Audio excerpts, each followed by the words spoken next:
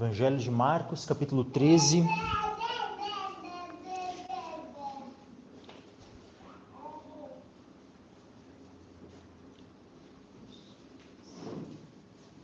Versículo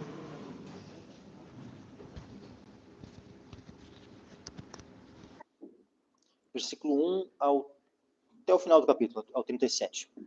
Diz assim: E saindo ele do templo, disse-lhe um dos seus discípulos: Mestre, olha que pedras e que edifícios. E respondendo Jesus, disse-lhe: Vês estes grandes edifícios? Não ficará pedra sobre pedra que não seja derrubada. E assentando-se ele no Monte das Oliveiras, defronte do templo, Pedro e Tiago e João e André lhe perguntaram em particular: Dize-nos, quando serão essas coisas e que sinal haverá quando todas elas estiverem para se cumprir? E Jesus respondendo lhes começou a dizer: Olhai que ninguém vos engane, porque muitos virão em meu nome dizendo: Eu sou o Cristo, e enganarão a muitos. E quando ouvirdes de guerras e de rumores de guerras, não vos perturbeis, porque assim deve acontecer, mas ainda não será o fim. Porque se levantará nação contra nação e reino contra reino, e haverá terremotos em diversos lugares, e haverá fomes e tribulações. Estas coisas são os princípios das dores. Mas olhai por vós mesmos, porque vos entregarão aos concílios e às sinagogas, e sereis açoitados, e sereis apresentados perante presidentes e reis, por amor de mim, para lhes servir de testemunho. Mas importa que o evangelho seja primeiramente pregado entre todas as nações. Quando, pois, vos conduzirem e vos entregarem, não estejais ansiosos de antemão pelo que haveis de dizer, nem premediteis. Mas o que vos for dado naquela hora, isso falai, porque não sois vós os que falais, mas o Espírito Santo. E o irmão entregará à morte o irmão, e o pai ao filho, e levantar-se-ão os filhos contra os pais e os farão morrer. E sereis odiados por todos por causa do meu nome. Mas quem perseverar até ao fim, esse será salvo. Ora, quando vós virdes a abominação do assolamento, que foi predita por Daniel, o profeta, estando aonde não deve estar, quem lê entenda. Então os que estiverem na Judéia fujam para os montes. E o que estiver sobre o telhado, não desça para casa, nem entre a tomar coisa alguma de sua casa. E o que estiver no campo, não volte atrás para tomar as suas vestes. Mas, ai das grávidas e das que criarem naqueles dias. Orai, pois, para que a vossa fuga não suceda no inverno. Porque naqueles dias haverá uma aflição tal, qual nunca houve desde o princípio da criação que Deus criou até agora, nem jamais haverá. E se o Senhor não abreviasse aqueles dias, nenhuma carne se salvaria. Mas, por causa dos eleitos que escolheu, abreviou aqueles dias. E então, se alguém vos disser, eis aqui o Cristo, ou ei-lo ali, não acrediteis. Porque se levantarão falsos cristos e falsos profetas, e farão sinais e prodígios que, para enganarem, se for possível, até os escolhidos. Mas vós, vede, eis que de antemão vos tenho dito tudo. Ora, naqueles dias, depois daquela aflição, o sol se escurecerá, e a lua não dará sua luz. E as estrelas cairão do céu, e as forças que estão no céu serão abaladas. E então verão vir o Filho do Homem nas nuvens com grande poder e glória. E ele enviará os seus anjos e ajuntará os seus escolhidos desde os quatro ventos, da extremidade da terra até a extremidade do céu. Aprendei, pois, a parábola da figueira. Quando já o seu ramo se torna tenro e brota folhas, bem sabeis que já está próximo o verão. Assim também vós, quando virdes sucederem estas coisas, sabei que já está perto as portas. Na verdade, eu vos digo que não passará esta geração sem que todas estas coisas aconteçam. Passará o céu e a terra, mas as minhas palavras não passarão. Mas, daquele dia e hora, ninguém sabe, nem os anjos que estão no céu, nem o Filho, senão o Pai. Olhai, vigiai e orai, porque não sabeis quando será o tempo. É como um homem que, partindo para fora da terra, deixou a sua casa e deu autoridade aos seus servos, e a cada um a sua obra. E mandou ao porteiro que vigiasse. Vigiai, pois, porque não sabeis quando virá o Senhor da casa, se à tarde, se à meia-noite, se ao cantar do galo, se pela manhã, para que, vindo de improviso, não vos ache dormindo. E as coisas que vos digo, digo-as a todos. Vigiai. Amém. Podem se sentar, meus irmãos.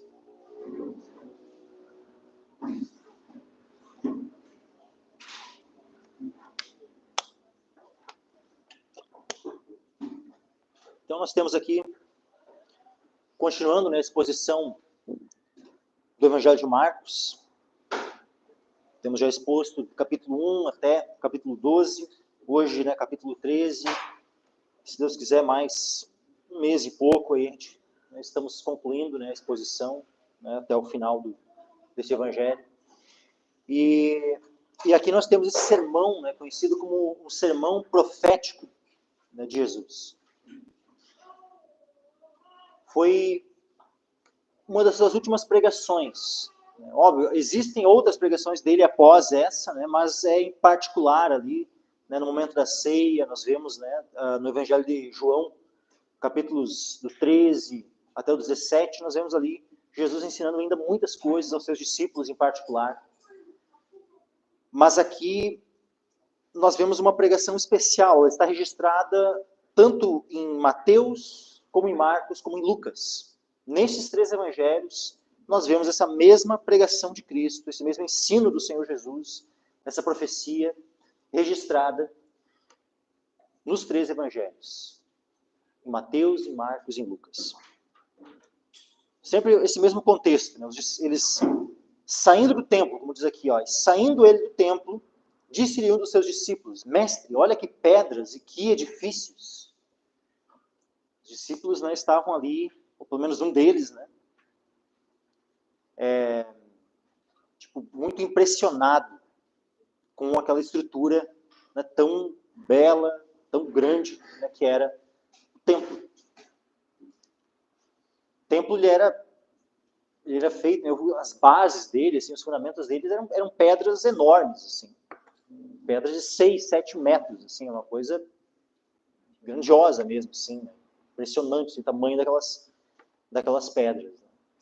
O revestimento, né, do templo, né, muitas partes do templo assim, eram todas revestidas, né, de ouro puro, assim, olhava as portas, né, várias partes do templo assim eram revestidas de ouro. Assim. E então era de fato uma estrutura, né, aos olhos humanos assim muito impressionante, muito bela. Só que por mais que aquilo estava impressionando, né, pelo menos um dos discípulos de Cristo,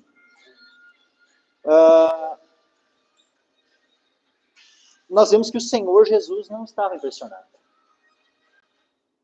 Quando é dito, mestre, olha que pedras, que edifícios. O que Jesus responde? Sabe, Jesus não fica nem, realmente, né, muito linda. Não. Nós vemos aqui, ó, respondendo Jesus disse-lhes, vês estes grandes edifícios? Não ficará pedra sobre pedra que não seja derrubada. Isso Jesus fala quando eles estão saindo ali, saindo do templo. Aí olham para trás, veem aquela estrutura de perto. Jesus prontamente diz, vês esses grandes edifícios? Não ficará pedra sobre pedra que não seja derrubada. E segue o caminho.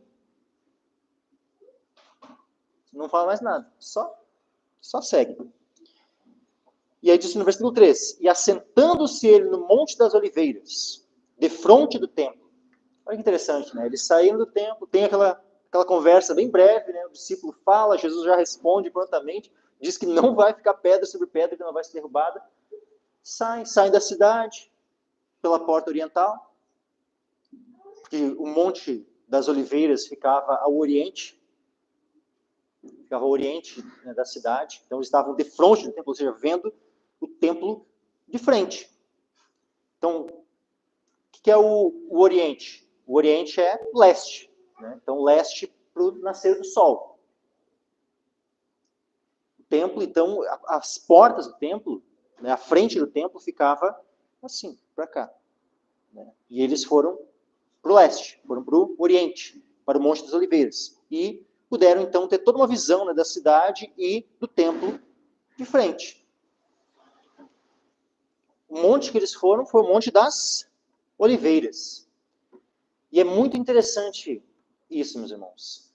Porque várias vezes aqui eu já tenho, né, especialmente nessas últimas pregações, assim, onde Jesus está nessa última semana, né, em Jerusalém, aqui, eu tenho conectado com várias profecias da destruição do templo, da destruição, né, da cidade de Jerusalém, que aconteceram na época, né, lá quando os profetas profetizaram, Isaías, Jeremias, né, Ezequiel e tantos outros, eles profetizaram sobre a destruição de Jerusalém naquele tempo,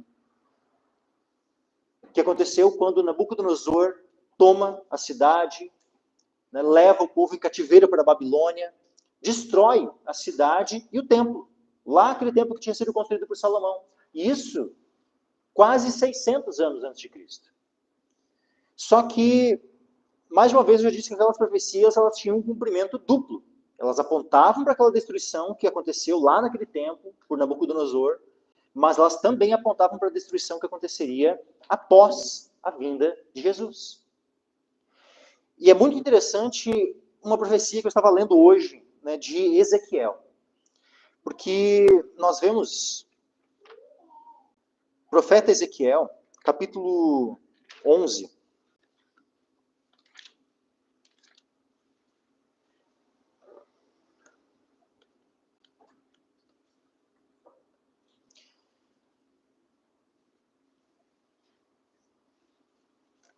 Se formos olhar aqui, né, em Ezequiel, nós vamos ver que desde o capítulo 8 é uma visão contínua. Capítulo 8 de Ezequiel, daí capítulo 9, 10, tudo é uma visão, né, que é contínua. E aí, no final do capítulo 11, nós vemos aqui a glória do Senhor. Ela já havia aparecido antes, na descrição aqui da profecia. E aqui em Ezequiel o que acontece, né? Ezequiel ele está tendo uma visão, o Senhor está dando uma visão a ele do templo, mas da glória do Senhor no templo. Então a glória do Senhor ela vai se movimentando. Ela estava, né, primeiro dentro do templo, depois ela vai, né, para fora do templo, para o átrio. Né, a glória do Senhor enche, né, aquele átrio exterior. Né. Mas depois a glória do Senhor ela sai daquele átrio do templo e vai para fora da cidade. Diz assim, ó, Ezequiel capítulo 11, versículo 22. Então os querubins elevaram as suas asas, e as rodas os acompanhavam, e a glória do Deus de Israel estava em cima, sobre eles. E a glória do Senhor se alçou desde o meio da cidade e se pôs sobre um monte que está ao oriente da cidade. Então vejam, qual era o monte que estava ao oriente da cidade? Nós temos um monte específico, é um monte, sabe, tremendo e único. É o Monte das Oliveiras. Era o monte, quem sabe, o monte preferido do Senhor Jesus. Nós vemos várias vezes, né, Jesus ali, naquele monte, no Monte das Oliveiras. Ele diz que ele tinha o costume, né, de estar ali. Inclusive, é no Monte das Oliveiras que ele é preso.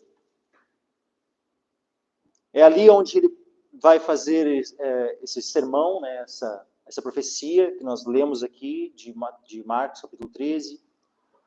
É ali que nós vemos, então, aqui, ó, a glória do Deus de Israel, que estava no templo, depois sai e vai e se põe no Monte das Oliveiras, né, no monte que está ao oriente da cidade. Quando o Senhor Jesus morreu e ressuscitou, pois andou ali com os discípulos 40 dias, né, e no último dia que ele estava aqui na terra, antes de subir aos céus, qual é o monte onde ele estava antes de subir aos céus? Abram comigo lá em Atos dos Apóstolos, capítulo 1.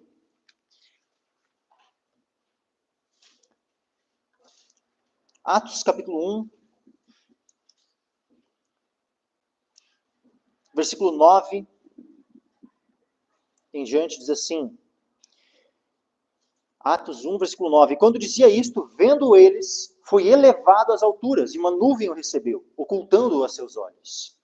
E estando com os olhos fitos no céu, enquanto ele subia, eis que junto dele se puseram 2 homens vestidos de branco, os quais lhes disseram: homens galileus, por que estáis olhando para o céu? Esse Jesus que dentre vós foi recebido em cima no céu, há de vir assim como para o céu ouvistes ir. Então Jesus subiu ao céu. Aqui nós temos a descrição, né, de quando Jesus subiu ao céu, 40 dias depois de ter ressuscitado dentre os mortos. Só que olha só, aqui no versículo 12 vai descrever qual local era. Então voltaram para Jerusalém do monte chamado das Oliveiras, o qual estava perto de Jerusalém, à distância do caminho de um sábado. Então eles voltam para a cidade do monte de das Oliveiras, que é onde eles estavam, com Cristo, de onde Cristo subiu aos céus. E assim, e o que os anjos dizem ali? Né, aqueles 2 homens, né, que estavam vestidos de branco, né?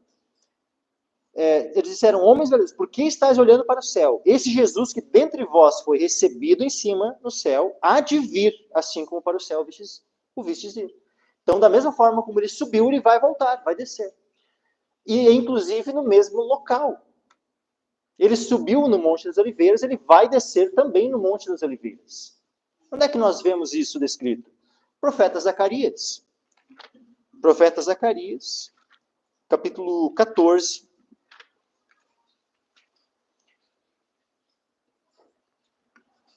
Versículo 4. Diz assim a palavra do Senhor: e naquele dia estarão os seus pés sobre o Monte das Oliveiras, que está defronte de Jerusalém para o oriente. E o Monte das Oliveiras será fendido pelo meio, para o oriente e para o ocidente. E haverá um vale muito grande, metade do monte se apartará para o norte, e a outra metade dele para o sul. Então, o monte está dividido?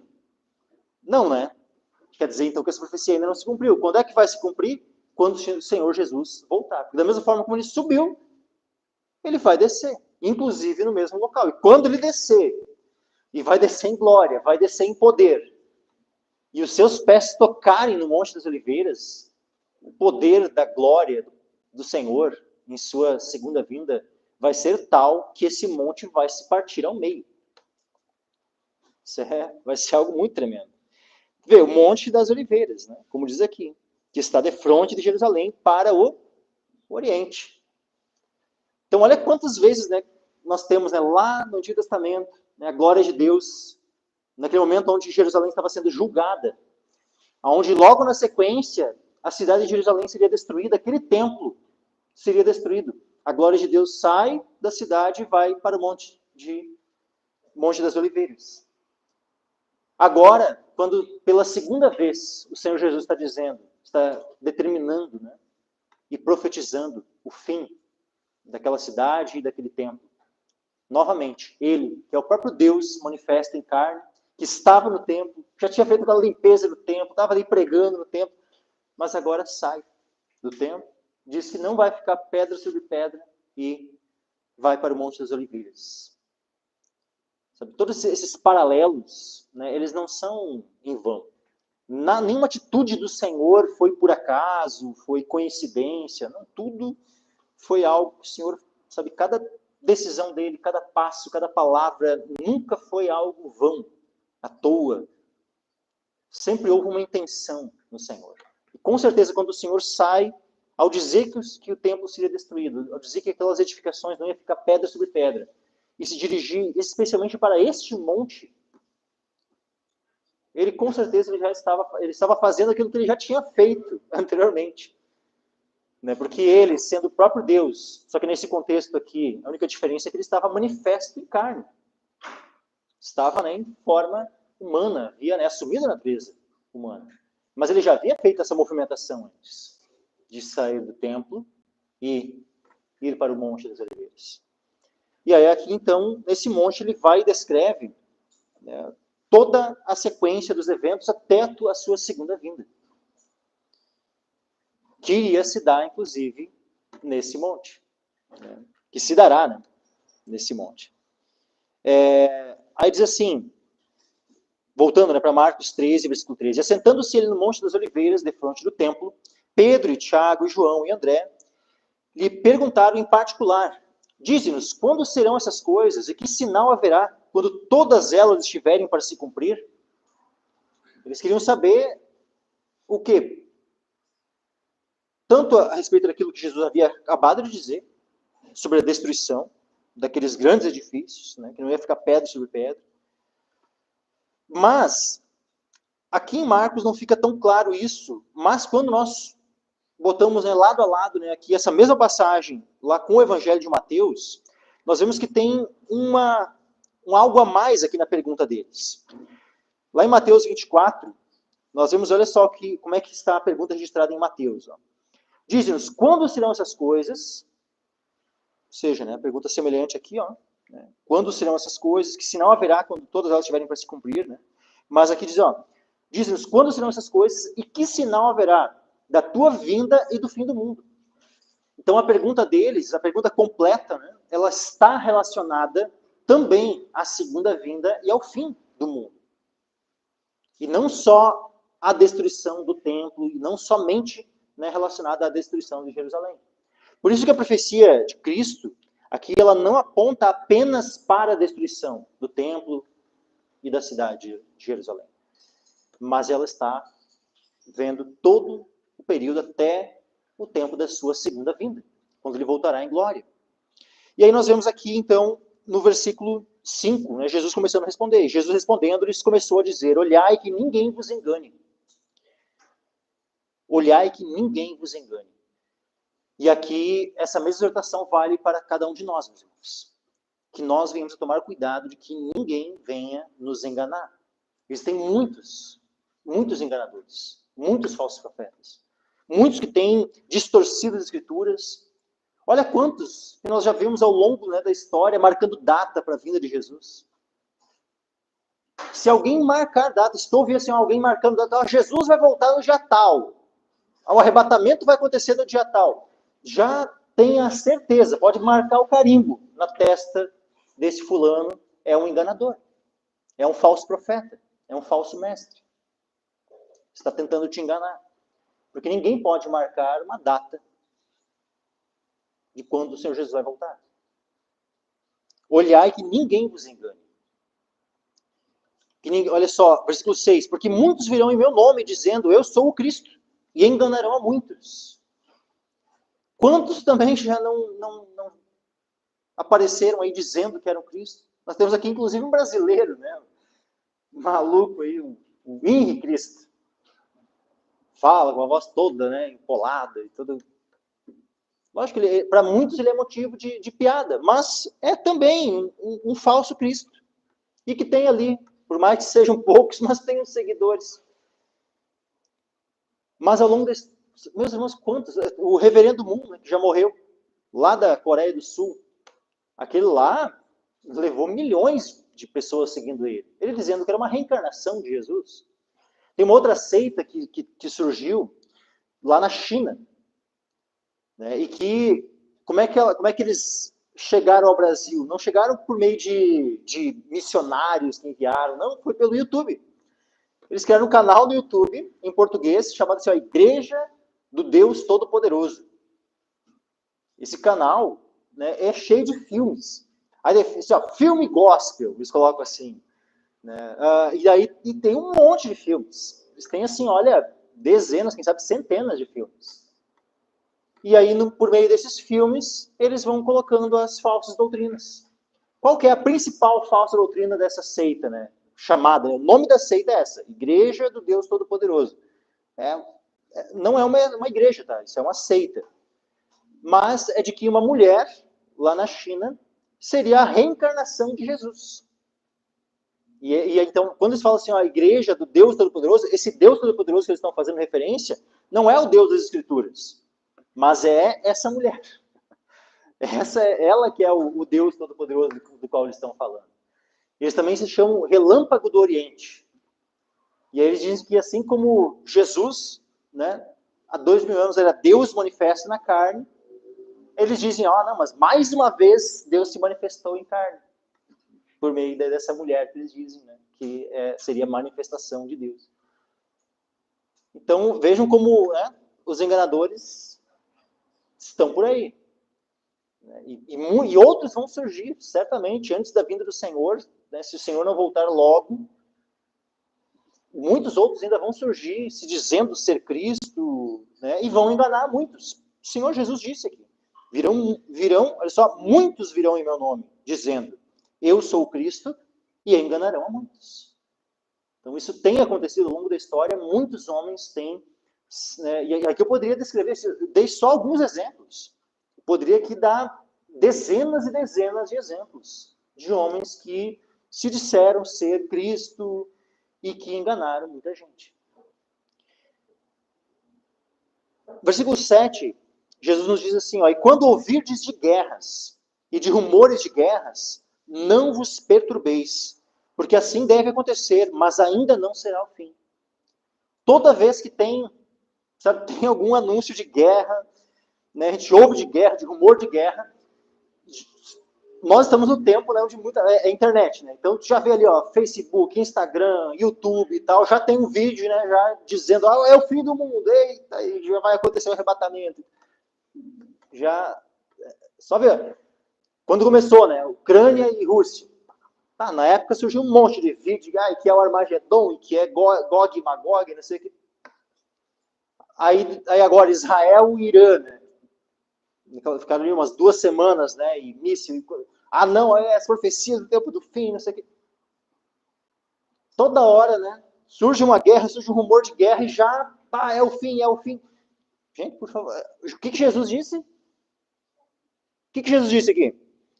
Olha só, versículo 7, quando ouvires de guerras e de rumores de guerras, não vos perturbeis.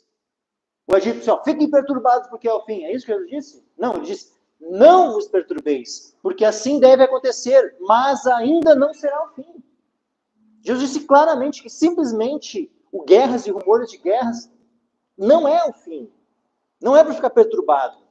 Não é para já ficar todo, né? E agora o que eu vou fazer e tal, né? Porque não.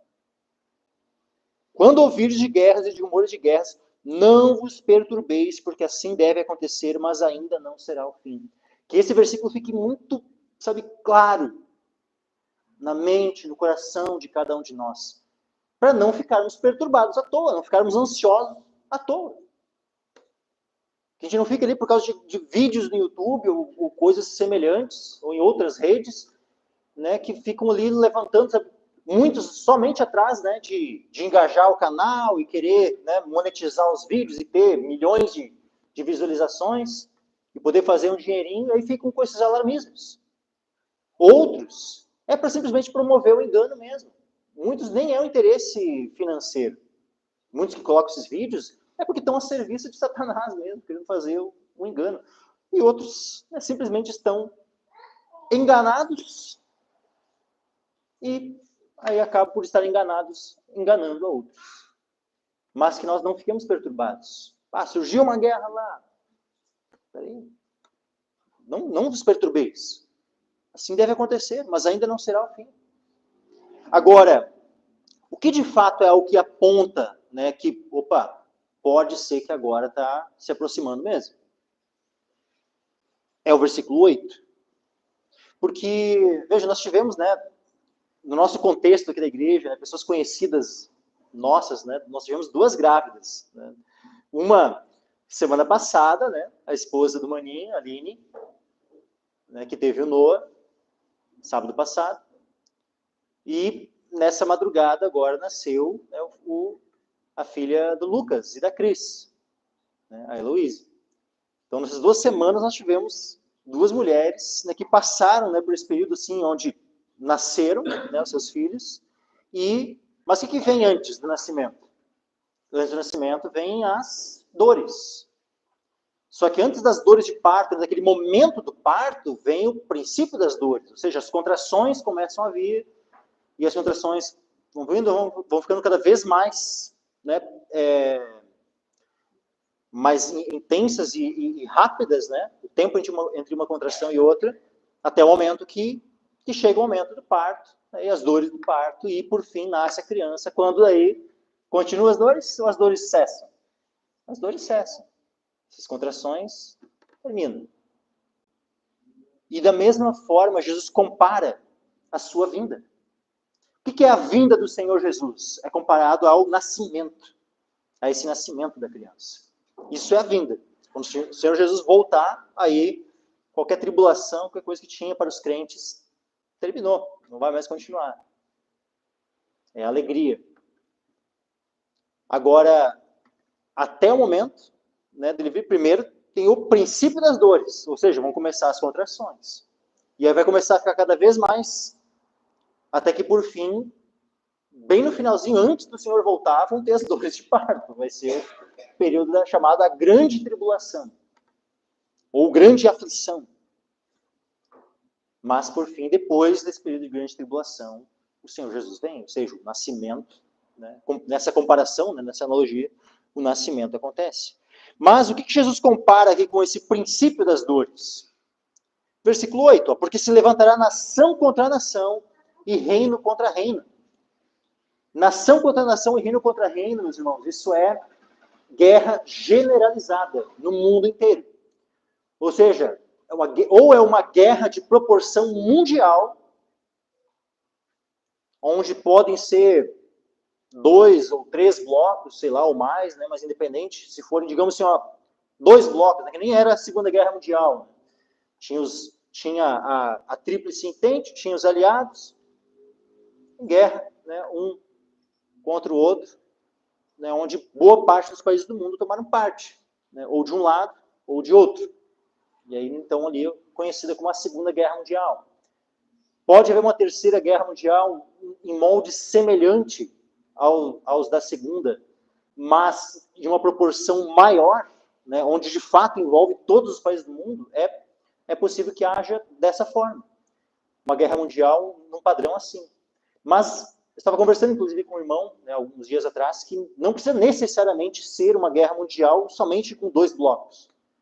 Podem ser também conflitos regionais, mas todos os países. Nação contra nação, reino contra reino. Mas não é? Então, vejam, isso aqui sim é um sinal de que os princípios das dores chegaram. Isso sim. Nação contra nação e reino contra reino. Mas agora, só de ouvir falar de uma guerra lá, outra guerra lá e tal, né?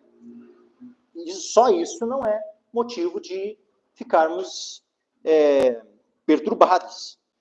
Mas agora, se levantando nação contra nação, reino contra reino, havendo terremotos em diversos lugares, havendo fomes, tribulações, essas coisas são os princípios das dores.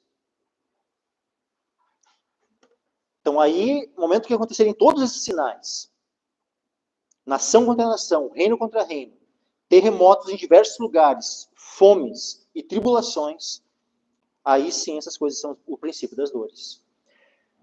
Aí diz assim, ó, versículo 9, mas olhai por vós mesmos, porque vos entregarão aos concílios e às sinagogas, e sereis açoitados, e sereis apresentados perante presidentes e reis, por amor de mim, para lhes servir de testemunho. Vejam, meus irmãos, eu já comentei sobre as profecias lá de Ezequiel, de Isaías, Jeremias e tantos outros profetas, que elas tinham um cumprimento duplo. Houve um cumprimento primeiro lá naquele tempo, sob Nabucodonosor, Império Babilônico, onde a cidade e o templo foram destruídos, mas que elas também apontavam para a destruição que aconteceu aqui, ó, quase 600 anos depois, no tempo de Cristo. Porque Jesus está falando que não ia ficar pedra sobre pedra, e quando é que se cumpre isso? 40 anos depois. No ano 70, o templo é destruído. A cidade é destruída. Então, essas palavras de Cristo sobre a destruição, sobre não ficar pedra sobre pedra, se cumpriram 40 anos depois. Só que, ao mesmo tempo que Jesus estava falando, né, e várias das profecias aqui, elas estão fazendo referência à destruição de Jerusalém, que iria acontecer 40 anos depois, ou seja, no tempo daquela geração, aquela geração não ia passar sem que essas coisas acontecessem. Sem que a destruição de Jerusalém viesse. Não ia ser para 100, 200 anos depois, né, onde aquela geração teria passado, não. Era naquela geração mesmo, por isso, né, 40 anos e a cidade foi destruída. As profecias, né, as palavras de Cristo, todas se cumpriram. Mas agora, essa profecia ela não aponta apenas para um cumprimento lá, né, no ano 70, né, 40 anos depois que Jesus proferiu essas palavras. Ela também aponta, inclusive, para os tempos do fim, da sua segunda vinda. Então, ela tem um cumprimento, muitas delas, né, muitas dessas palavras aqui, elas têm um cumprimento duplo. Parte delas já se cumpriram naquele tempo, e em outro aspecto, muitas dessas palavras irão se cumprir ainda nos tempos do fim, anteriores à vinda do Senhor Jesus. E aí nós vemos aqui, quando diz aqui no versículo 9, mas olhai por vós mesmos. Isso aqui, primeiramente, meus irmãos, se cumpriu com os apóstolos. Olha só. Porque vos entregarão aos concílios e às sinagogas. Isso que não aconteceu com os apóstolos? Eles não foram entregues. E sereis açoitados, sereis apresentados perante presidentes e reis. Nós vemos isso ao ler o livro de Atos dos Apóstolos, que nós vemos ali, né, os apóstolos sendo apresentados diante de reis, diante de presidentes, diante de vários homens, né, juízes e tal, e dando testemunho. E sendo açoitados, sendo mortos, sendo presos. É exatamente isso que o Senhor Jesus diz aqui, alerta eles, ensina eles. Aconteceu, literalmente. Com eles que estavam ali, né? Pedro, Tiago, João, André. Tiago aqui é o primeiro a morrer já. Herodes, o rei Herodes, né, manda degolar a Tiago. Queria fazer a mesma coisa com Pedro, mas pela oração da igreja, o Senhor livrou Pedro da prisão. Nós temos aqui também André, João. João foi o último. De todos os 12 apóstolos, foi o último a morrer. Mas, o que acontece? Ó? Sereis açoitados, sereis apresentados perante presidentes e reis por amor de mim, para lhes servir de testemunho. Mas importa que o evangelho seja primeiramente pregado entre todas as nações. Aqui agora, Jesus fala sobre o início, mas quando Jesus fala assim, mas importa que o evangelho seja primeiramente pregado entre todas as nações, aqui ele já está apontando para o fim. Porque naquele tempo, meus irmãos, no tempo dos apóstolos, houveram muitos locais que não foram alcançados pelo evangelho.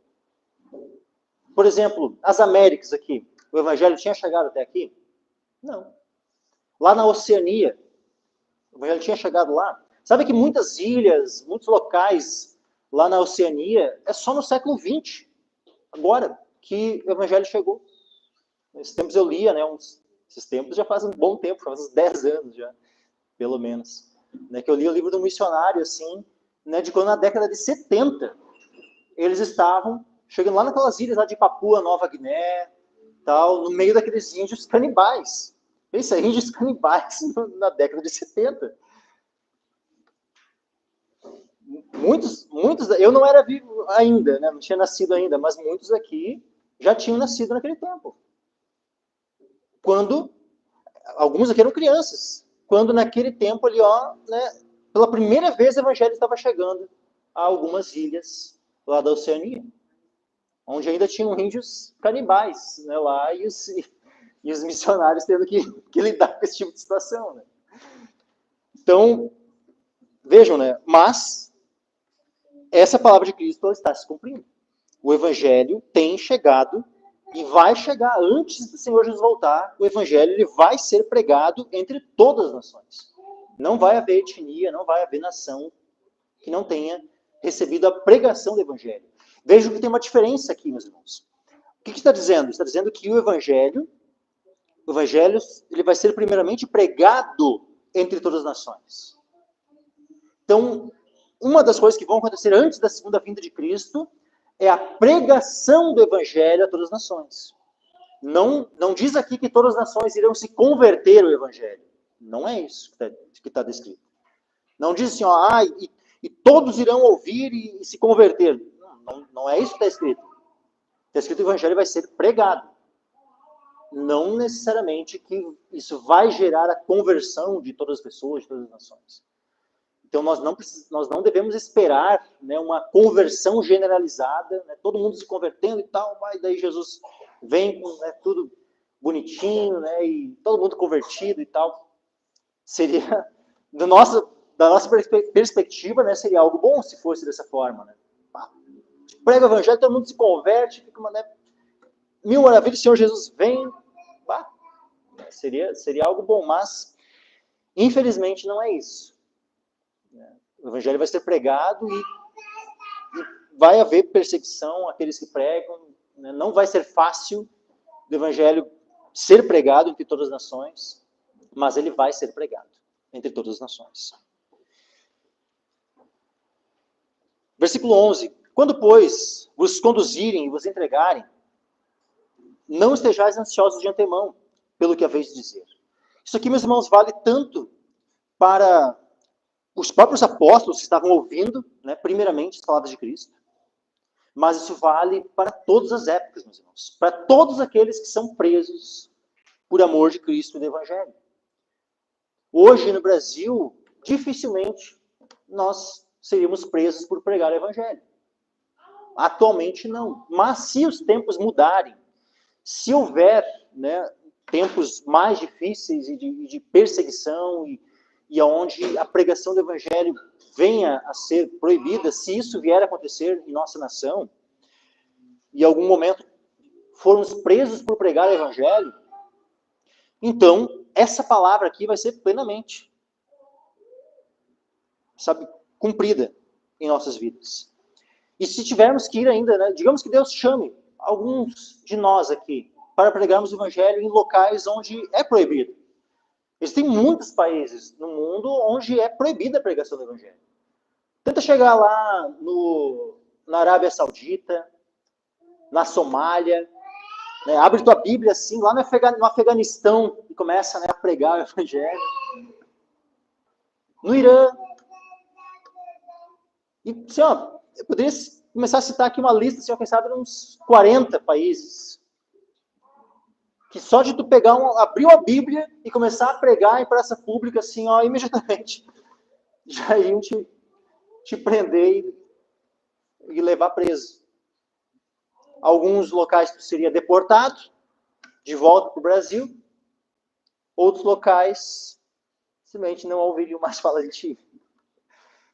Então, assim, se algum dia, né, algum de nós for chamado a pregar no local, mesmo que não venha a ter uma perseguição no nosso tempo, né, de prisão, né, por causa de pregar o Evangelho, mas se nós formos chamados a pregar o Evangelho em alguma nação, olha quantos, né, nós não temos ajudado 2 missionários, um na Indonésia, outro na Sérvia, e daqui a pouco pode ser que algum de nós aqui seja levantado, né, para ser um missionário em algum país, em um país onde há perseguição, onde há risco de ser preso. E aí, se for esse o caso, lembre dessa palavra. Quando, pois, vos conduzirem e vos entregarem, não estejais ansiosos de antemão pelo que haveis de dizer, nem premediteis. Mas o que vos for dado naquela hora, isso falai, porque não sois vós os que falais, mas o Espírito Santo. Que nós venhamos a sempre ser dependentes do Espírito Santo. Que nós não venhamos ficar ali, né? Mas o que eu vou dizer? Não. Descansa no Senhor. Não fica ansioso de antemão. Veja, mesmo no contexto preso, correndo o risco de ser morto, tu não é para ficar ansioso. É para descansar no Senhor. Confiar nele. Ora sobre o que tu vai fazer. Não ficar premeditando o que tu vai falar. Mas fala diretamente com o Senhor. Ora ao Senhor. No momento desses, a única coisa que a gente tem que fazer é orar ao Senhor. Te conduziram, te entregaram. Não esteja ansioso de antemão pelo que tu vai dizer, nem premedita o que tu vai dizer. O que te for dado naquela hora, isso falai. Porque não sois vós os que falais, mas o Espírito Santo. Aí diz assim, o versículo 12. E o irmão entregará à morte o irmão, e o pai ao filho. E levantar-se-ão os filhos contra os pais e os farão morrer. Meus irmãos, ao longo da história, isso aqui aconteceu muitas e muitas vezes. E isso continua acontecendo. Olha só, o irmão entregará à morte o irmão e o pai ao filho, levantar-se-ão os filhos contra os pais e os farão morrer. Em que sentido é isso, meus irmãos? Alguém da família se converte, mas os outros membros da família não.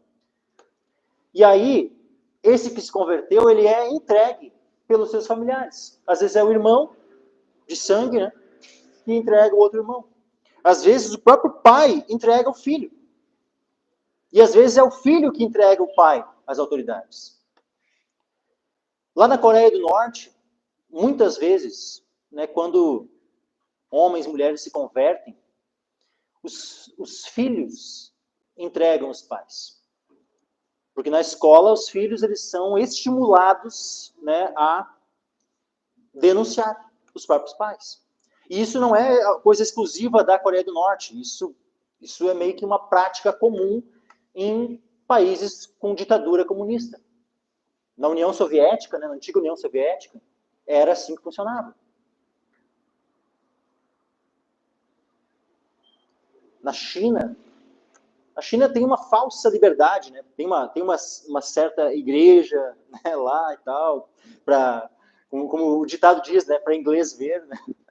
Mas a igreja estatal na China, ela é só uma igreja de fachada, né, que toda pregação, primeiro, antes ela tem que ser, imagina, se eu fosse um pastor na China, da igreja, né, que é oficial, que é permitida ter, antes da pregação aqui eu teria que descrever tudo que eu ia falar para um censor, né, poder analisar e ver e aprovar. Se é aprovado, daí eu poderia pegar e ministrar aquilo. Mesmo assim, né, tem membros da polícia que ficam, né, monitorando para ver se o que foi relatado, né, e o que foi pregado condiz. Né. Assim funciona a igreja na China. Completamente inconcebível. Mas agora, como é que é a igreja de fato? Né? Essa é a igreja de fachada na China, mas agora a igreja de fato é uma igreja perseguida, é uma igreja que ela não é formalizada, a igreja que prega a verdade, né, na China, ela não é formalizada, e por conta disso, ela é perseguida. Seus pastores e membros são, né, presos, têm seus bens, né, muitas vezes, ou local de culto destruídos, é assim que funciona. Ou tu está debaixo. Então, sabe, a perseguição, ela ocorre hoje. Muitos países. Na África, se for começar a listar os países da África onde tem perseguição, misericórdia. Então, assim, isso é algo que ao longo da história aconteceu e continua a acontecer. Irmãos entregando outros irmãos, pais entregando filhos, filhos entregando pais. E isso, quando vier o período de grande tribulação, né, mais ainda, isso vai acontecer.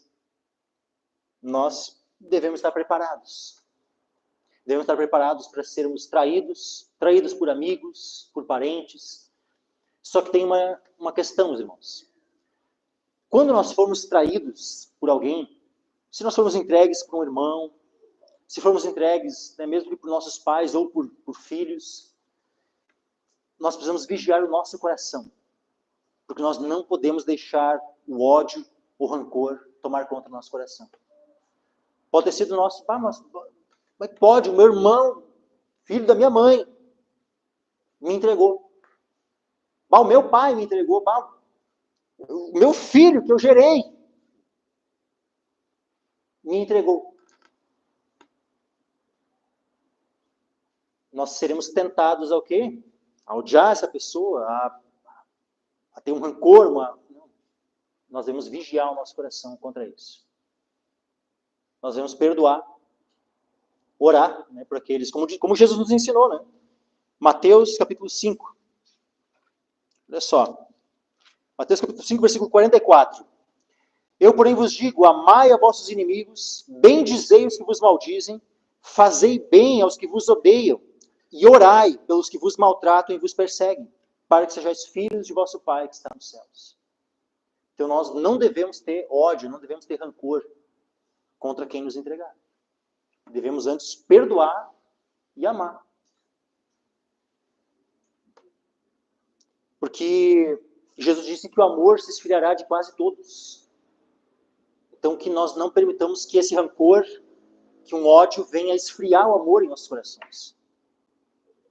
Que mesmo traídos, nós venhamos a amar. Mesmo aqueles que nos traíram. Mesmo aqueles que se puseram como nossos inimigos. Jesus nos disse que nós temos que amar os nossos inimigos.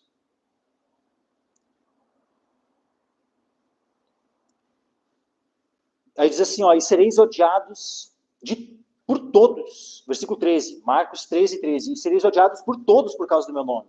Mas quem perseverar até o fim, esse será salvo. Então, assim, vejo que no período da grande tribulação, só vão haver dois lados. Ou tu está do lado de Cristo, ou tu está contra Cristo. Não que não seja assim hoje. Isso, na verdade, a realidade é que já é assim. Mas isso vai ficar mais claro no período da grande tribulação. Vai ficar mais claro que só existem dois lados. Ou quem está do lado de Cristo, ou quem está contra Cristo. E aqueles que estão do lado de Cristo serão odiados por quem está contra Cristo. Versículo 13, sereis odiados por todos por causa do meu nome. Mas quem perseverar até o fim, esse será salvo. Então que nós venhamos a perseverar até o fim. Que não venha a ser nenhuma dificuldade, tribulação, risco de vida, de perder a vida, perder os bens, perder a família, independente do que tivermos que perder, que nós não venhamos perder a nossa alma. Aquele que perseverar até o fim, esse será salvo. Que se vá tudo. Que se vá os bens, que se vá todas as coisas. Sabe, nesses países muçulmanos, normalmente quando alguém se converte, automaticamente essa pessoa perde a família. Porque se o filho é o filho que se converte, os pais não vão, eles vão deserdá-lo, né? Se é o pai que se converte, os próprios filhos, né, abandonam o pai. E assim por diante. Então que nós não tenhamos receio de perder nada por amor a Cristo. Seja bens, seja família, nada, que nós não venhamos a ter, apego a nada além, nada a mais do que o nosso Senhor Jesus. Que sejamos apegados a Ele. E que o medo de perder qualquer outra coisa não nos faça, desgarrar-nos, né, do Senhor. Que nós continuemos agarrados, abraçados do Senhor, firmes no Senhor. Até o fim. Aquele que perseverar até o fim, esse será salvo. Aí aqui no versículo 14 em diante vai nos dar, de maneira um pouco mais clara, alguns detalhes sobre o período da grande tribulação.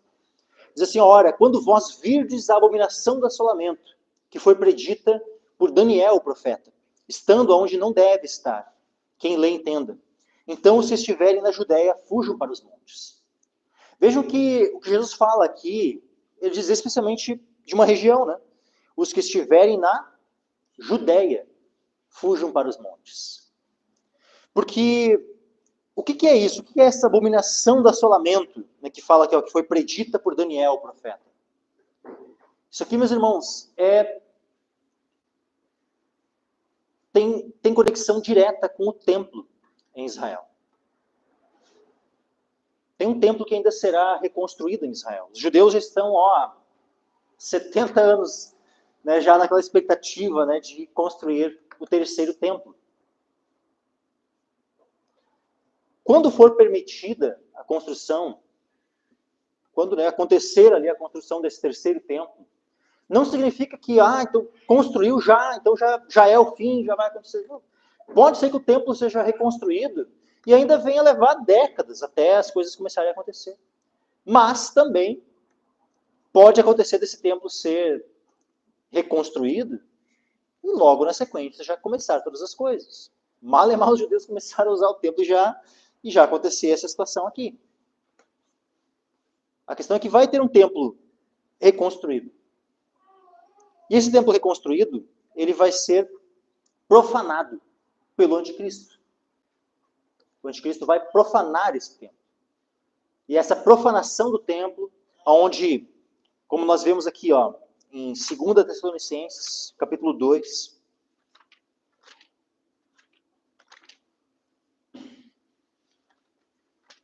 diz assim,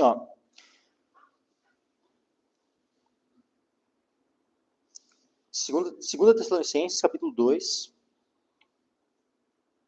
versículo 3 e 4. Ninguém de maneira alguma vos engane, porque não será assim sem que antes venha a apostasia e se manifeste o homem do pecado, o filho da perdição. Esse homem do pecado, o filho da perdição, é o anticristo.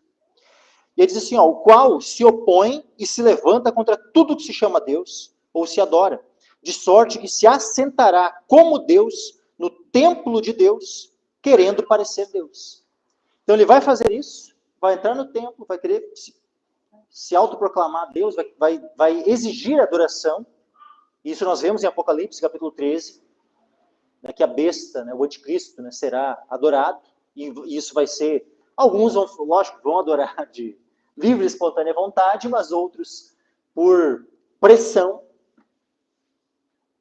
né, por medo de morrer, né, vão adorar o anticristo. Mas essa adoração ele vai se assentar no templo de Deus, como diz ali.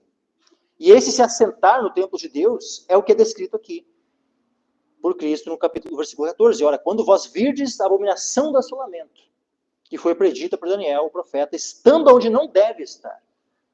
Porque nenhum homem poderia entrar no Santo dos Santos, dentro do templo. Só o sumo sacerdote, uma vez no ano, né, ele podia entrar lá para fazer a expiação e tal. Mas agora imagina um homem entrar lá e se assentar e dizer assim, ó, agora eu é que sou Deus. E eu que tenho que ser adorado. Então isso aqui é, como diz aqui, a abominação do assolamento. Aí os que estiverem na Judéia fujam para os montes, porque é esse ato que dá início à grande tribulação. Esse ato do anticristo, entrar no templo, é o que dá início ao período da grande tribulação. E aí então, por isso, né, os que estiverem na Judéia fujam para os montes. O que estiver sobre o telhado não desça para casa, nem entre a tomar coisa alguma de sua casa. E o que estiver no campo não volte atrás para tomar as suas vestes. É simplesmente para fugir, não é para tentar voltar. Não, tal coisa vai ser útil para mim se eu tiver. Se não tiver contigo alguma coisa útil, deixa. É fugir. Quem estiver na Judéia. Agora, quem estiver em outras partes do mundo, não necessariamente que vai ser algo, né, exatamente assim. Mas, mesmo assim, não significa que em outros locais do mundo, no período da grande tribulação, não vai ser necessária uma fuga. Só que nós vamos precisar da orientação do Senhor. Por isso nós precisamos estar buscando o Senhor, buscando a face de Deus. Para que o Senhor nos dê orientação, para que sejamos sensíveis à voz do Senhor e à direção do Senhor para esse tempo. Para caso, né, tenhamos que fugir, para saber para onde fugir e algo, né, semelhante. Porque aqui, em relação aos que estão na Judéia, Jesus disse, quem estiver na Judéia, fujam para os montes. E não é para voltar atrás, pegar coisa alguma. Aí diz assim, 17, mas ai das grávidas e das que criarem naqueles dias. Orai, pois, para que a vossa fuga não suceda no inverno. E aqui que é interessante, né? Porque quando é verão aqui, é inverno no hemisfério norte. Quando é verão lá, é inverno aqui. Né? Mas a gente pode orar para que não seja no inverno. Né? Tem uma possibilidade de não ser inverno em nenhum lugar. Quando é primavera aqui, é outono lá. Quando é outono aqui, é primavera lá. Então, vamos orar ao Senhor. Isso aqui é interessante. O Senhor Jesus disse para orar nesse sentido. Que nós vemos a orar.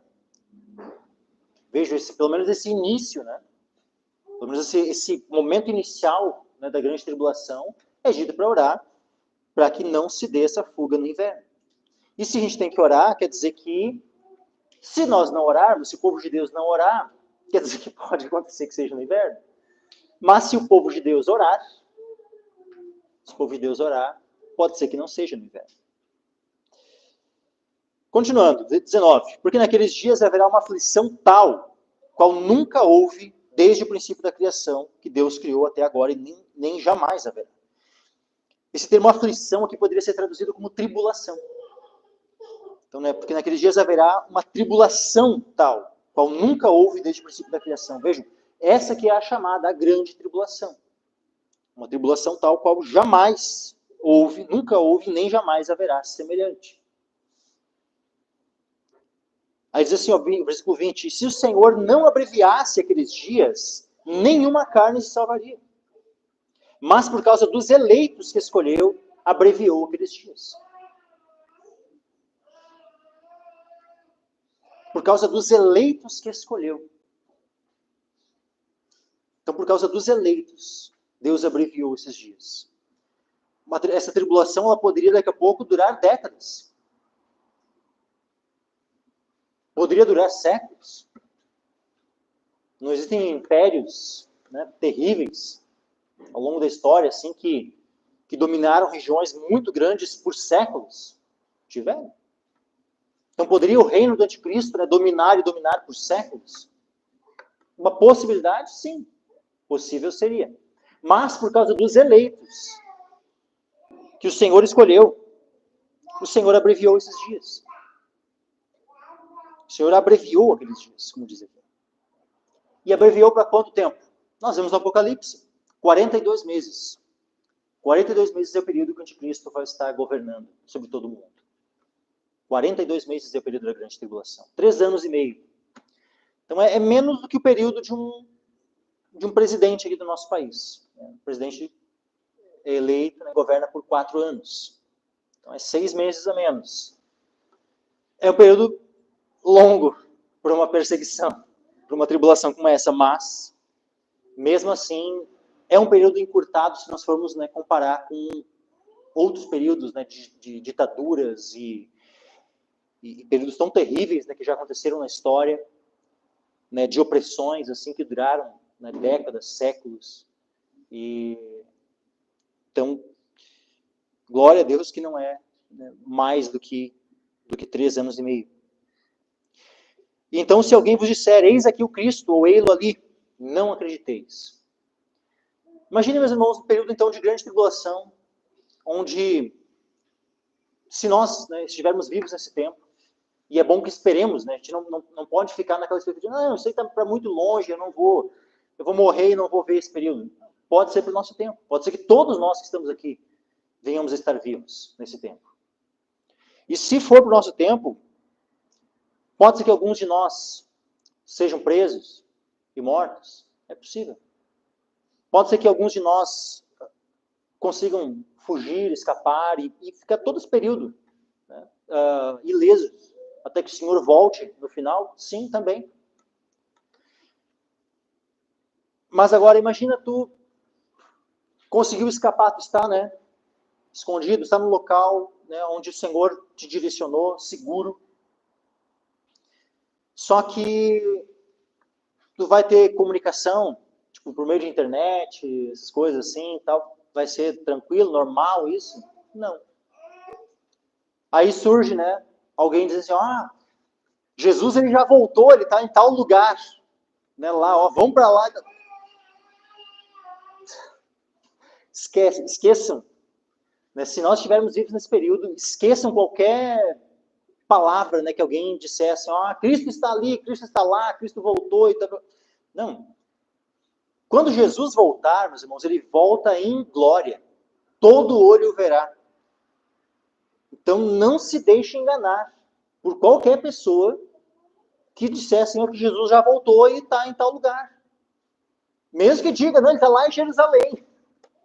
Pior ainda, né? Porque lá em Jerusalém vai estar o anticristo lá, né? Então, assim, não se deixe enganar. Fiquem alertas, assim, ó. Se alguém vos disser, eis aqui o Cristo, ou ei-lo ali, não acrediteis. Porque se levantarão falsos cristos e falsos profetas, e olha só, meus irmãos, farão sinais e prodígios para enganarem, se possível, até os escolhidos. Mas vós vede, eis que de antemão vos tenho dito tudo. Então imagina, vem lá, né, um carinha, daqui a pouco, né, ainda com pega e se traveste, né, com roupas e uma aparência assim semelhante, né, aquela caricatura que as pessoas têm, né, às vezes de Cristo, assim, né. Aí chega ali ainda fazendo milagres e tal, né, daqui a pouco, né, não, olha só, né, era igual, parecido né, conforme era lá que a gente lê, né. Não, qualquer um que vem ali, ó, né, uma barba, né, um cabelinho, uma veste e tal, né, e fazendo milagres, dizendo que é Jesus, dizendo que é uma reencarnação de Jesus, dizendo qualquer coisa que é Cristo e tal, esqueçam, não é. É um falso profeta, é um falso Cristo. Jesus já nos avisou, deixou muito claro aqui, ó. Se alguém vos disser, eis aqui o Cristo, ele ali, não acrediteis. Se levantarão falsos cristos, falsos profetas, farão sinais e prodígios para enganarem, se possível, até os escolhidos. Então veja, é tão, sabe, vai ser tão enganador o ponto assim que, olha, por muito pouco os escolhidos não vão ser enganados também. Um escolhido só não vai ser enganado porque ele é o escolhido. Mas por que então o escolhido não vai ser enganado? É porque o escolhido é aquele que prestou atenção. Os escolhidos, eles prestam atenção na palavra do Senhor. Eles ouvem a palavra do Senhor. Eles são ovelhas do Senhor Jesus e ouvem a sua voz. E não seguem os estranhos. O Senhor já nos disse tudo de antemão. Então nós já temos conhecimento. Então quando vier o engano, por mais, sabe, ardiloso que seja, a gente vai, não. Jesus já tinha avisado que isso ia acontecer. Então o escolhido ele vai perceber o engano e não vai cair. Mas muita gente, sabe, que estão por aí, estão nas igrejas por aí, e que Deus livre que alguns dos irmãos aqui venham a ser enganados. Que estejamos atentos. Versículo 24. Ora, naqueles dias, depois daquela aflição, vejam, o que está dizendo aqui? Ó? Naqueles dias, depois daquela aflição, ou seja, depois desse período de grande tribulação. Então, o que vai acontecer aqui na sequência, que eu vou ler, é algo que vai acontecer depois da grande tribulação. Em algum momento aqui os irmãos já ouviram falar sobre a igreja ser arrebatada? Aqui, antes? Jesus fez alguma menção à igreja ser arrebatada? Não, né? Pelo contrário, ele está nos alertando, ele está dizendo, né, falando dos escolhidos e tal. Em todo tempo, os seus escolhidos, esses alertas são para pessoas que estão presenciando as coisas, que passarão por esses eventos. Em nenhum momento o Senhor Jesus está falando, né, e nos alertando só para a gente ter conhecimento de coisas que, de modo algum, nós passaremos porque a igreja vai ser arrebatada antes. Então, assim, eu sei que no Brasil é muito comum essa doutrina, né, do arrebatamento secreto, né, onde a igreja é arrebatada antes da grande tribulação, antes desse período, né, que eu estou descrevendo aqui, né, essas perseguições, essas coisas. Eu sei que muitos entendem as doutrinas dessa forma, mas não é bíblico, meus irmãos. A igreja, ela passa pela grande tribulação. A igreja vai ter que estar preparada para enfrentar tudo isso. E olha só, e aqui a gente vai ver quando é que vai acontecer a grande tribulação. Aliás, perdão, a grande tribulação não, o arrebatamento. Nós já vimos aqui a descrição da grande tribulação. Aí no versículo 24, ora, naqueles dias, depois daquela aflição, ou seja, depois daquela tribulação, o sol se escurecerá, a lua não dará sua luz, as estrelas cairão do céu, e as forças que estão no céu serão abaladas. E então verão vir o Filho do Homem nas nuvens com grande poder e glória. Então, após a grande tribulação, o Senhor Jesus vai voltar e todo olho vai ver. Ele vai vir nas nuvens, com grande poder e glória. Só que olha o que vai acontecer imediatamente. O Senhor Jesus, ele vem nas nuvens, com grande poder e glória, e o que ele faz? Imediatamente, ao vir nas nuvens, versículo 27. E ele enviará os seus anjos, e ajuntará os seus escolhidos, desde os quatro ventos, da extremidade da terra até a extremidade do céu. Por que da extremidade da terra até a extremidade do céu? Porque todos os que estão vivos na terra vão ser arrebatados para o encontro com o Senhor nos ares, mas aqueles que morreram e estão com o Senhor no céu serão também ressuscitados e serão arrebatados para o encontro com o Senhor. Onde é que nós vemos descrito isso? Lá em 1 Tessalonicenses, capítulo 4. Então vejam, o Senhor Jesus está vindo em glória. O que vai acontecer então nessa sua vinda em glória após a grande tribulação? 1 Tessalonicenses, capítulo 4.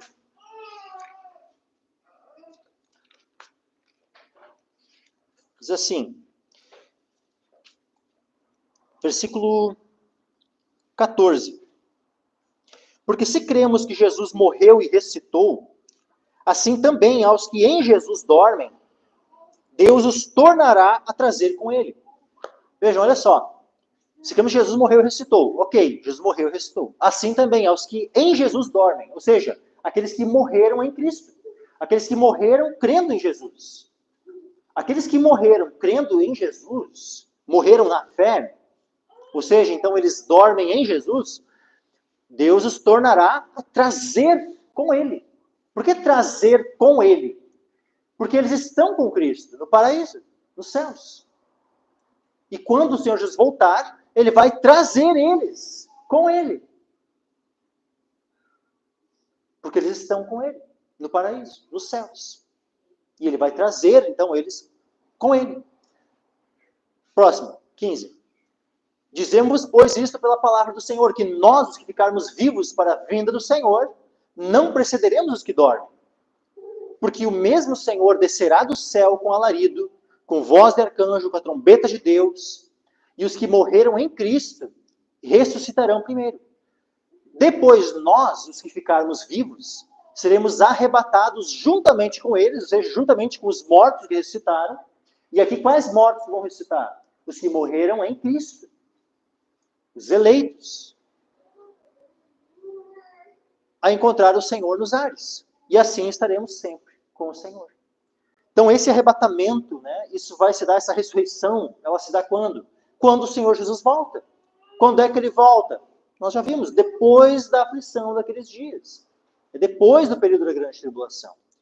Então, naqueles dias, depois daquela aflição, o sol escurecerá, a lua não dará sua luz, as estrelas cairão do céu, as forças que estão no céu serão abaladas, e então verão vir o Filho do Homem nas nuvens com grande poder e glória.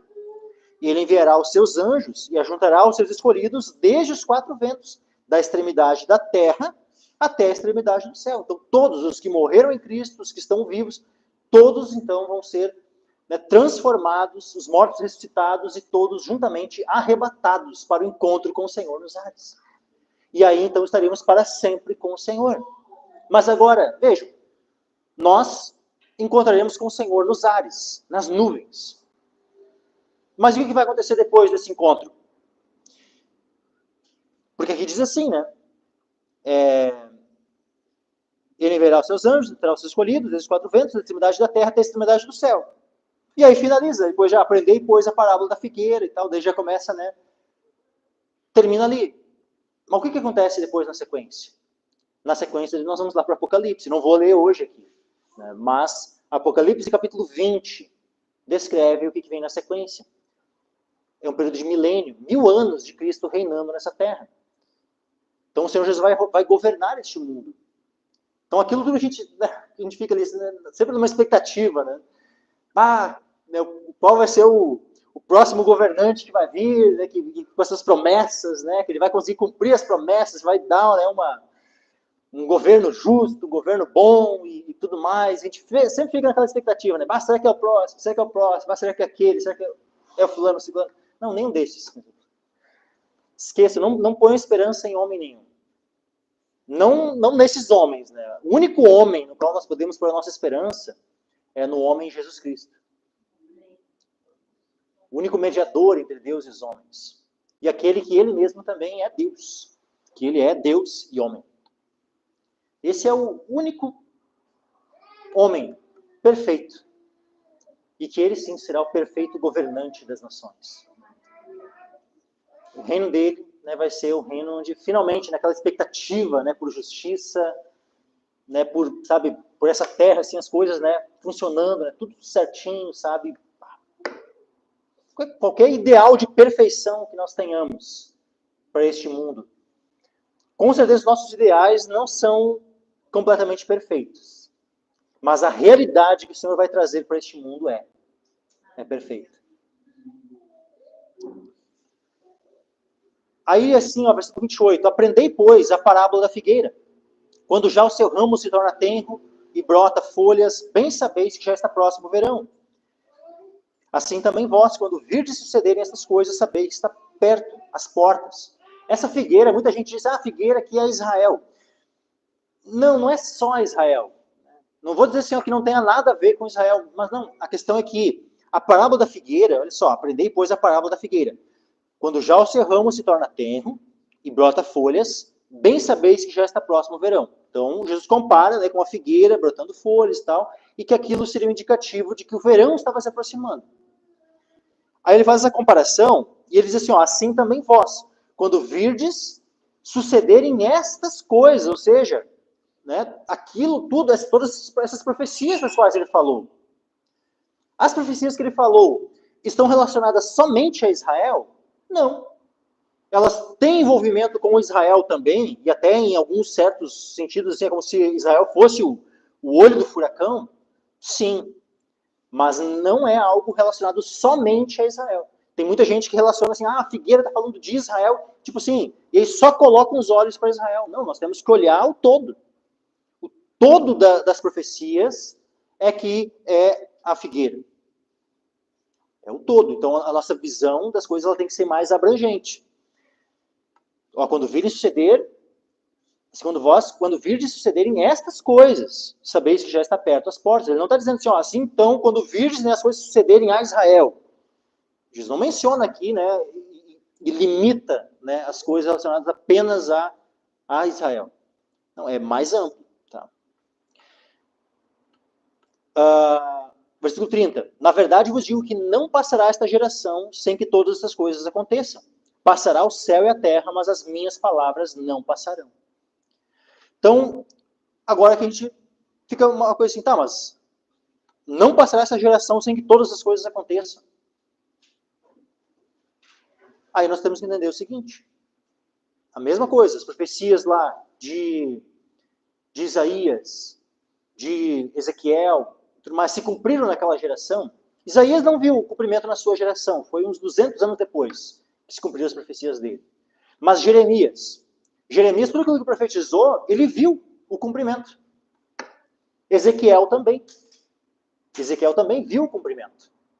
Só que tanto Jeremias como Ezequiel, que profetizaram coisas que se cumpriram no tempo deles, onde eles ainda estavam vivos para ver o cumprimento. Implica em que não havia mais nenhuma expectativa de cumprimento em relação às suas profecias? É óbvio que não. Havia sim ainda cumprimentos. Como eu já disse, a destruição do templo, as profecias deles apontavam para aquela destruição que aconteceu no tempo deles, mas também apontavam para aquela destruição que Jesus mesmo profetizou e que se cumpriu no ano 40, dentro daquela geração. Então, tudo isso que Jesus falou e que tinha relação com a destruição do templo, né, especialmente com aquilo que ele havia dito, né, ver esses grandes edifícios, não ficará pedra sobre pedra que não seja derrubada. E no que tange a esse aspecto, de tudo aquilo que ele falou aqui, no que tange ao aspecto, né, da destruição do templo de Jerusalém, nisso tudo se cumpriu naquela geração.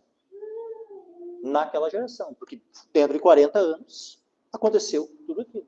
Jerusalém foi destruída. Né? E é interessante quando fala ali, ó, os que estão na Judéia, né, fujam para os montes e tal. Naquele tempo, os cristãos, muitos deles conseguiram escapar, porque eles estavam atentos ao que Jesus já havia profetizado. Então, quando, houve uma matança terrível na cidade de Jerusalém, muitos cristãos escaparam porque eles deram atenção à profecia de Cristo. Aquilo que o Senhor já havia dito que iria acontecer. E eles saíram e escaparam. Agora, né, quem não deu atenção, quem não deu ouvidos, o que o Senhor havia falado, esses acabaram perecendo. Versículo 31 diz assim, passará o céu e a terra, mas as minhas palavras não passarão.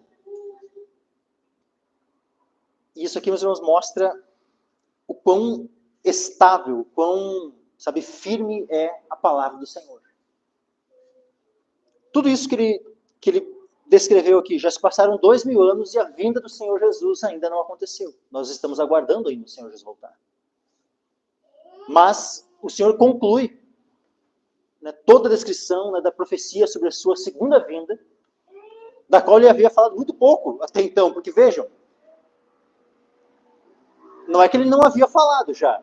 Se a gente for ler os 4 evangelhos, a gente vai ver que Jesus menciona antes disso. Né, ele faz referências à sua segunda vinda antes. Mas, sobre a própria crucificação, né, e e a sua ressurreição, a gente vê que é só num dado momento que ele começa a enfatizar isso. Que dirá, então, relacionado à sua segunda vinda. É o mais ainda, aqui é o momento, é o ápice, né, dessa revelação de Cristo sobre a sua segunda vinda. Só que Jesus deixa isso tão absoluto, que essas palavras elas são tão certas, elas irão acontecer, que o Senhor Jesus diz assim, ó, passará o céu e a terra, mas as minhas palavras não passarão. Mas já se passaram 2000 anos. Os céus e a terra passaram? Não, né? Os céus e a terra não passaram. Mas se poderiam passar os céus e a terra, as palavras do Senhor não vão passar. As palavras do Senhor permanecem. As palavras do Senhor são mais estáveis do que os próprios céus e terra. São mais firmes do que o próprio céu e a terra. Passará o céu e a terra, mas as minhas palavras não passarão. Mas daquele dia e hora ninguém sabe, nem os anjos que estão no céu, nem o Filho, senão o Pai. E aqui, os testemunhos de Jeová gostam, né, de distorcer esse versículo, né? Porque já está vendo? Aqui, ó, o Filho disse que não sabia o dia e a hora da sua vinda. Como é que vocês dizem que Jesus é Deus? É porque os testemunhos de Jeová negam a divindade de Cristo, né? E um dos argumentos que eles usam, né, para negar a divindade é dizer que o Pai é onisciente, mas o Filho não era onisciente porque ele não sabia o dia da sua segunda vinda. E aí, como é que fica, né? Como é que nós respondemos a isso? A questão é muito simples, meus irmãos. Jesus não chama, algumas vezes, o Pai, né, de Deus, seu Deus. Chama. E também, né, os testemunhos de Jeová dizem, ó, tá vendo? Ó, Jesus chamou, né, o Pai de Deus. Então, como é que pode, né, ele ser Deus e tal? Pois é, realmente. Só que o que nós não podemos jamais esquecer é que Jesus, ele não é apenas Deus. A natureza de Cristo não é apenas uma natureza divina. Ele tem uma natureza humana. E ele, como homem, ele foi concebido, houve uma gestação de 9 meses, ele nasceu, ele não nasceu falando, ele precisou aprender a falar.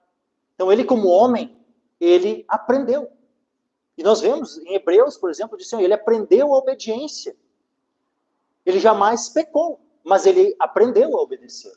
Então vejam, ele como homem precisou aprender.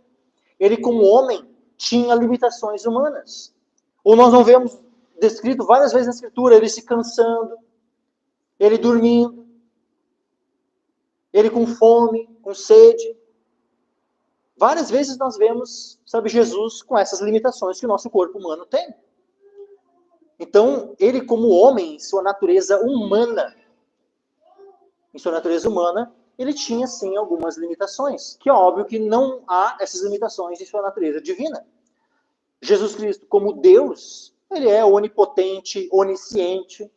Ele como Deus, sim, sabia o dia da sua vinda, da sua segunda vinda. Mas agora, como homem, até aquele momento, não havia sido revelado a ele, em sua natureza humana. Então, o testemunho de Jeová, quando tenta usar esses argumentos, né, ele como homem não orava? Orava. Então, ele como homem adorava? Adorava. Então, ele como homem fazia todas essas coisas que nós fazemos. E com perfeição. Sem o pecado envolvido ainda.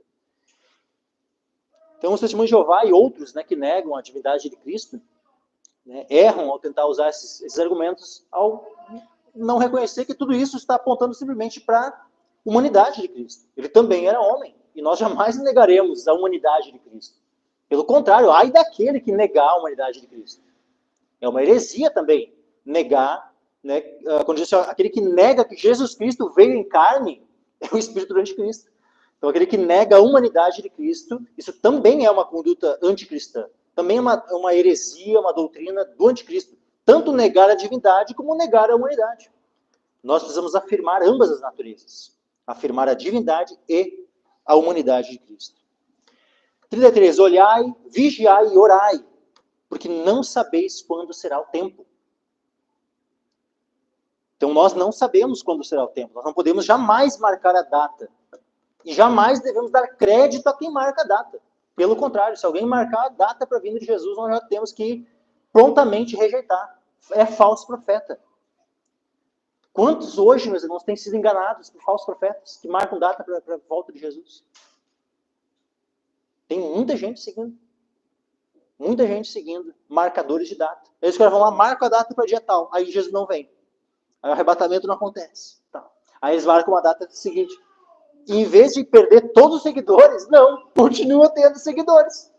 Aí aquela marca, a data seguinte que o cara marcou, o falso profeta marcou, lógico que não acontece nada de novo. Aí ele vai lá e marca uma data futura e ainda tem gente que vai e segue atrás.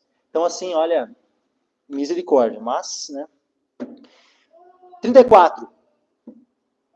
Então, só novamente, olhai, vigiai e orai, porque não sabeis quando será o tempo.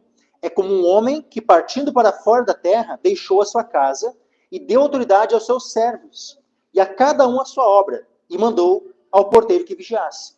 Então o Senhor determinou cada um, né, deu atribuições a cada um.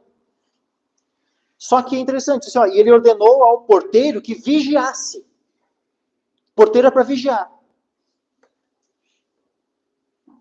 Só que, e aí as pessoas ficam perguntando, qual será que é o meu chamado? O que será que eu tenho que fazer? Né? Tal, né? Será que eu tenho chamado para ser um pastor? Será que eu tenho chamado para ser um diácono? Será que eu tenho chamado para missões? Né? Qual será que é o meu propósito? Né? Como é que eu posso servir ao Senhor? E aí fica, né, se questionando. Tem uma coisa que é certa. Tem algo que todos são chamados. É esse chamado do porteiro. Todos são chamados. E aqui o porteiro não é porteiro no sentido daquele que fica, né, recebendo, né, os irmãos, né, quando chegam no culto. Assim. Não é esse tipo de porteiro que está falando aqui. Mandou ao porteiro que vigiasse. Aí, olha o 35. Vigiai, pois, porque não sabeis quando virá o Senhor da casa. Se à tarde, se à meia-noite, se ao cantar do galo, se pela manhã, para que, vindo de improviso, não vos ache dormindo. E as coisas que vos digo, digo a todos. Vigiai. Então vejam que a ordem para vigiar, que foi dada ao porteiro, né? Ela não é uma ordem somente, então qual é o irmão que tem o chamado para ser porteiro, para vigiar, né? Que está preparado para a vinda de Jesus? Qual dos irmãos aí? É todos. Todos têm esse chamado. Todos têm o chamado para vigiar. Todos têm que estar preparados. Se o Senhor vier, mas se for de tarde, se for à meia-noite, se for ao cantar do galo, se for pela manhã, independente do horário que o Senhor vier, nós temos que estar preparados, temos que estar prontos para a vinda do Senhor. E devemos estar, então, vigilantes. Por isso, olhai, vigiai, orai. Tu vai observar os sinais dos tempos. Assim como Jesus deu ali, ó, a parábola da figueira. Quando, né, as folhas começam tal, tu vê que o verão está próximo. Quando esses sinais acontecerem, é que está próximo.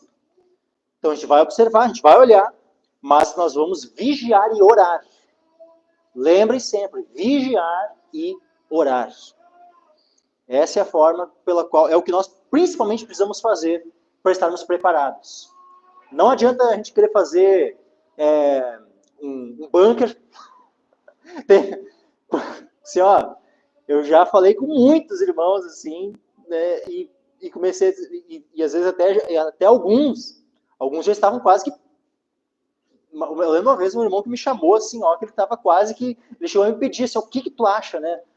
Será que a gente tem que comprar um sítio e tal e fazer. Né, daqui a pouco fazer tipo uma espécie de. Como é que é? Tipo uma comunidade assim, né, e tal. Peraí.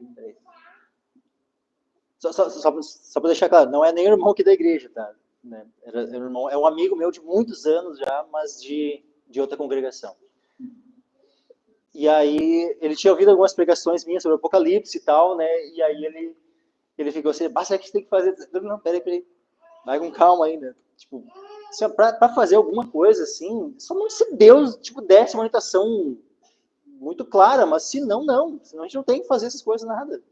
O que nós somos chamados a fazer? Todos são chamados a fazer. Vigiar. Vigiar e orar. Porque, infelizmente, muitos, quando o Senhor Jesus voltar, não vão estar vigiando nem orando. Então, que nós venhamos a vigiar e orar. Se nós fizermos isso, principalmente, meus irmãos, nós vamos estar preparados para a segunda vinda do Senhor. Amém?